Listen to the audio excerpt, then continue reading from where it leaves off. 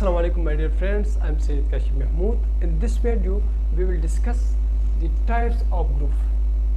So we are having two basic types which I have written on the whiteboard. The first one is primary group and the second one is secondary group. These two types are very much important. So let's try to understand it. First of all, we will discuss the primary group characteristics. So I have written 7 basic characteristics, and as I have already told you that characteristics be those features or those points through which we can know something, we can understand something, we can realize something. So these 7 will be those features or points through which you can understand a primary group. So let's start from the first. The first point is, or the first characteristic is, that the primary group will having intimacy. Intimacy means closeness, feeling of closeness for one another, feeling of kindness for one another. So if there are high feeling of kindness for one another, that will be primary group. So there will be high intimacy, high degree of intimacy will be here in this primary group. Now the second characteristic is that the primary group will be personal and informal. There will be no any kind of formalities within the primary group, and they will be very personal with one another. The third point is emotional attachment. There will be emotional attachment in the primary group. Let's suppose we are having emotional attachment with our father, with our mother, with our brother and sister. So we are very much emotionally attached with our family members. The fourth characteristic is that there will be high degree of limitation. Now this is the point to understand. High degree of limitation means that let's suppose this is a family. So there will be high degree of limitation. It means that anyone cannot get entered into this family very easily. No one can become easily the part of the family.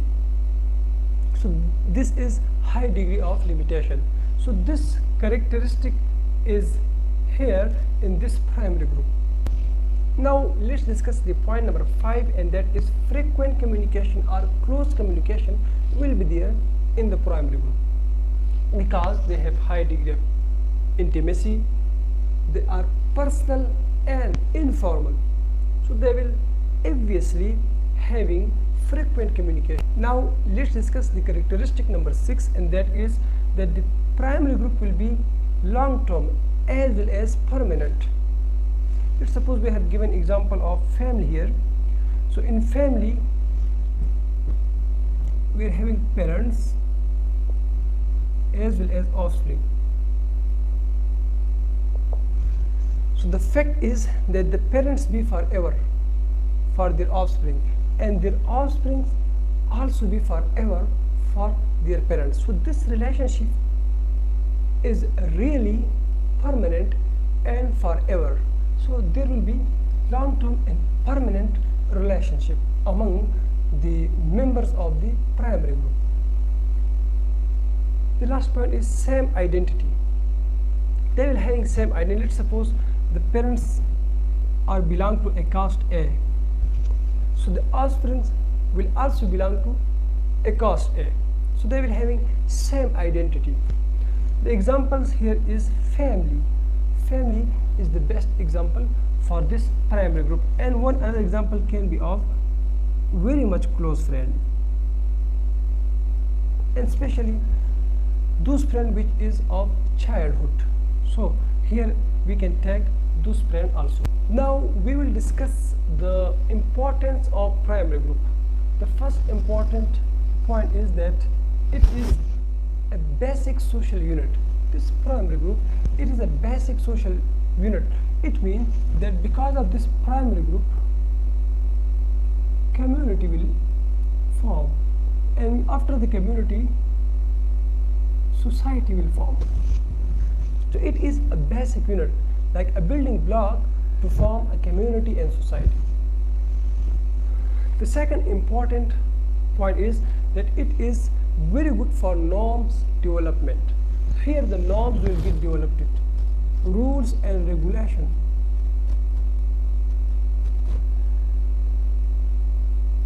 Getting developed here, like respecting the teacher, respecting the parents.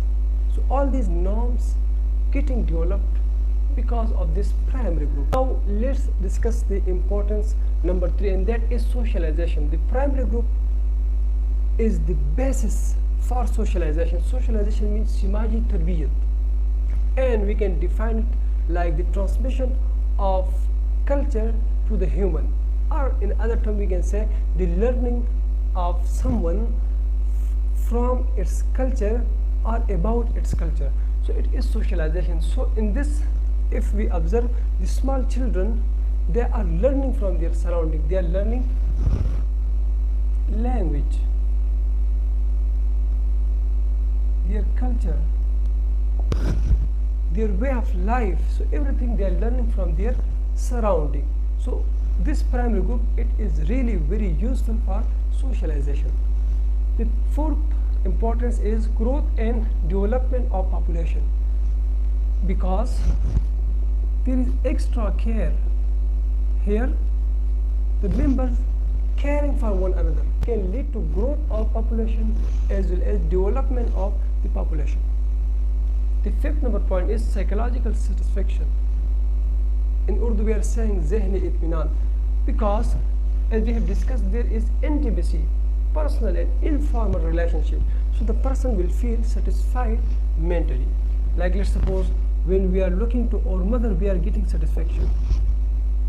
We become happy while we looking to our mother or father or brother and sisters. So we be happy, we have mental satisfaction while we are having these members which are there in the primary group.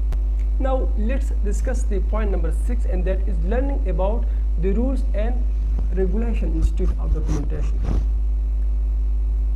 Regulation. So in the primary group, the people are trying to learn rules and regulation, but it is without no documentation. You know, in primary group, when there are a lot of female in the home, so there is no legal status or no document that this woman will do this specific job, but everyone doing its own job without any kind of documentation. So they know because of this primary group, because it is just like a platform for them to learn their rules and regulation without documentation. Now let's discuss the secondary group characteristics. So the first characteristic is low intimacy. Here there will be not much closeness as compared to primary group. So the intimacy rate will be very low. It is less personal and formal. There will be formalities within the members of this secondary group. The third point is short term. The secondary group will be short term, and in rare cases it can be long term also.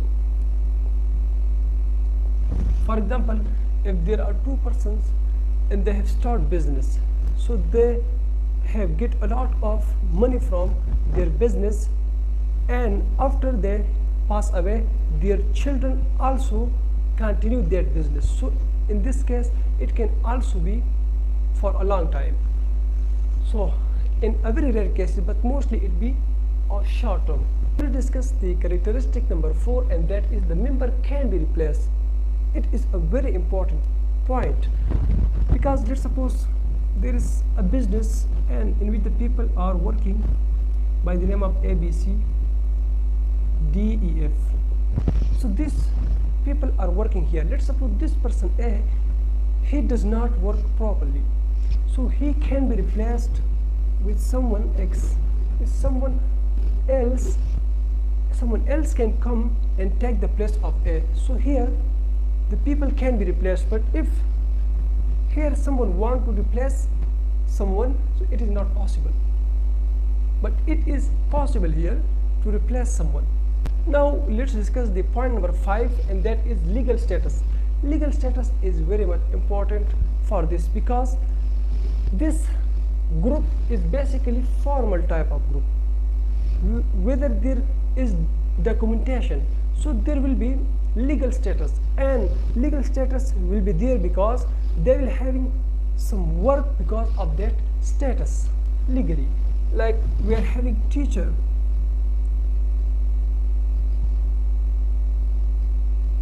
we are having student, so these are their legal status. The government have given legal status to a person who teach as a teacher and a person who study as a student. So there is legal status for each and every individual. Now the last point is formed for a purpose. The secondary group will always be formed for a purpose to achieve specific goals. Let's suppose a class of physics, and especially I'm talking about BS. They have a specific goal to achieve BS degree in physics. The example of this group can be college, school, and many others. By revising these points, we can give thousands of examples for this secondary group. So I hope it will be clear to all of you. We'll meet in the next videos. Assalamu alaikum.